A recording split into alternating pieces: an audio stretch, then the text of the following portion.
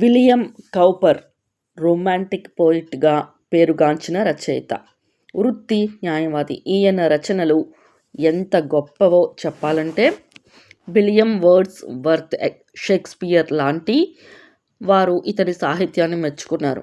William Cowper ప్రేమలో పరాజయం పొంది 3 సార్లు ఆత్మహత్యకు ప్రయత్నం చేశారు. 1754లో బాగా పిచ్చిపట్టి పిచ్చాసుపత్రిలో చేరారు. అక్కడ క్రైస్తవుడైన ఒక డాక్టర్ ఇతన్ని కౌన్సిలింగ్ చేశారు.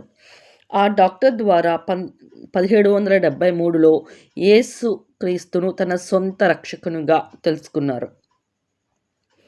అప్పుడు ఆయన హృదయ పరివర్తనను తెలిపే ఒక పాట రాశారు.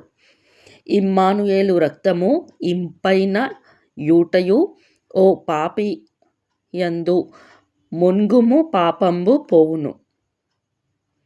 250 ఏళ్ల క్రితం వ్రాయబడిన కీర్తన సంగీత క్రైస్తవ సాహిత్యంలో ఈ రోజుకి రారాజే. ప్రభు భోజన సంస్కారం ఆచరించే అన్ని క్రైస్తవ సంఘాలలో నేటికి ఈ పాట వినపడుతూనే ఉంటుంది. ఒక పాట, కీర్తన, గీతం అది ఏదైనా హృదయంలో నుంచి వస్తే తరాలుగా దాని ప్రభావం నిలిచి ఉంటుందనటానికి సాక్ష్యం ఈ కీర్తన. ఇమ్మానుయేలు రక్తముకు 250 ఏళ్లు ఆయుష్షు పోసిన క్రైస్తవ సంఘం